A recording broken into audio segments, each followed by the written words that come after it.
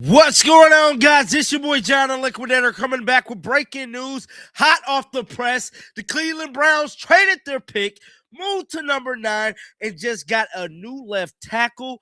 So it looked like Todd Monken has confirmed Spencer Fano will be the tackle that's blocking SHEDEUR Sanders. Now, many people right now is having kind of mixed emotions about this pick. I like to pick. The young man did not allow a single sack his time at Utah. This young man is sensational. And this furthermore tells me that the Browns are sticking with SHEDEUR. So all of this notion that they was going to go with somebody else and they was going to possibly draft the quarterback. Now, I believe the Browns did have possibly an idea to get Cornell Tate. Cornell Tate ultimately got drafted by the Titans. Jordan Tyson ended up going to the Saints. And I think this was just their second pick. But this young man right here is a dog. I mean, he's a dog. I mean, big guy too. Big old left tackle.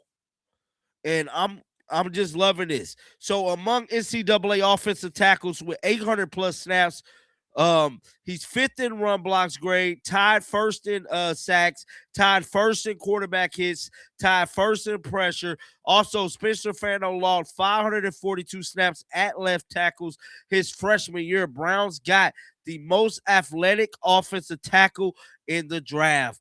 This young man is like that, bro. Thank you, Browns. And yeah, man. So it looked like they said keep the picks coming. So the Browns did trade some of these picks, just like I stated. Let's see here what they got cooking up next, because they definitely made some moves, man. They made some moves early with the Kansas City Chiefs. Let me see if I can get it pulled up here. So the Browns and the Chiefs. So this is what went down. The Browns trade. So the Browns received 2026 first round pick, 2026 third round pick, and a 2026 fifth round pick. So they got 2 picks off they 1 pick, which I think is a good deal. You know what I'm saying? They can still get some developmental guys, some guys that can come in and make a difference, man. Now, the Browns head coach Todd Monken said Spencer Fano will play left tackle in Cleveland. So all of these speculation and everything, the main part of the draft is over now. You feel me?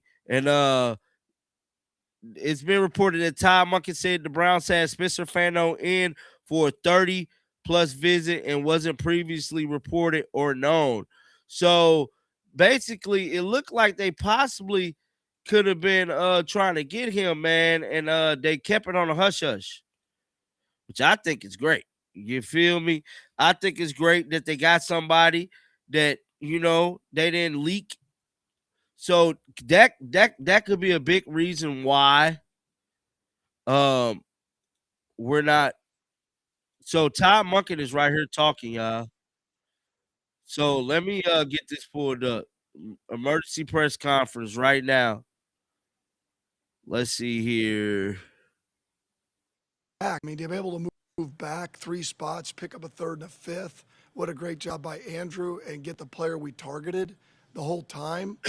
And I mean, we couldn't be. Let me get this pulled back up, guys. My bad. So this Todd Monken talking to the media. No, we targeted Spencer. With Spencer being the first tackle off the board, what was it that you thought separated him from the rest of this pretty deep tackle class? As I said, his character was first. I mean, the way he's wired.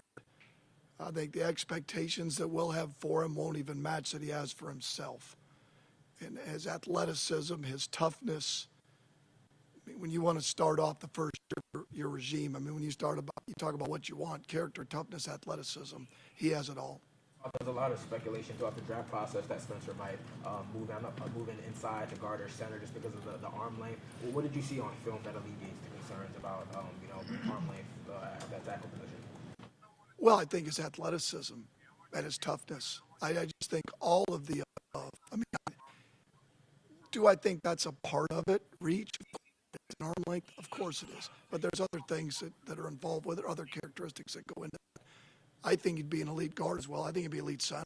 I don't care where you put him. I think he's going to be an elite player. Do you know what George Warhop wants in his lineman? Does Spencer Fano fit it better than the others?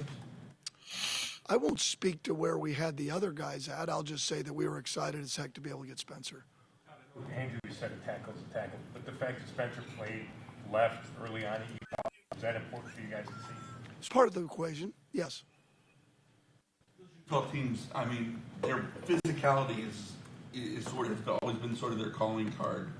I mean, how much does that, that program DNA, do you see in Spencer? How much was that an attractive, part of that? A big piece of it.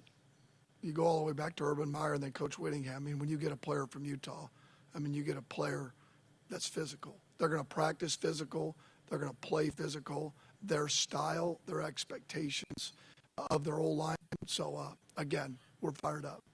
You would still like to get a receiver pretty high in this draft if you can? Sure. And we'd like to add, there's a number of areas we'd add to our team, that being one of them. Were you guys at all surprised with how the board fell previous to your guys' pick? I wouldn't say that. I think it fell pretty close within reason. As far as I could tell, being in there with Andrew and his group, it fell off the board the way it appeared to me that it was going to go. Did you expect for a 30 visit? Because I know that was. We did. Okay. We did. What stood out during that visit? Everything that I've already said.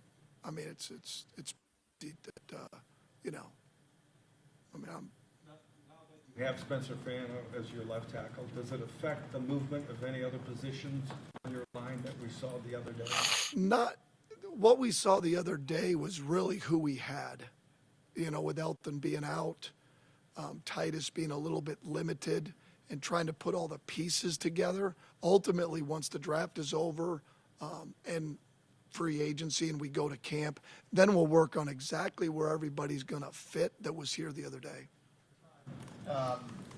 You came in and talked a lot of just about how it all kind of starts in the offensive line. You mentioned that, I know, at the Combine. With what the resources you guys spent in free agency to sort of bolster that group, now your first pick is a tackle. Was this kind of, when you came in and took this job, what you envisioned as you thought about kind of rebuilding this offense, that it would start with figuring out that group? 100%. So that's Todd Monken, man. Telling it like it is. Cleveland Browns pick is in. I'm pretty sure Andrew Berry is talking.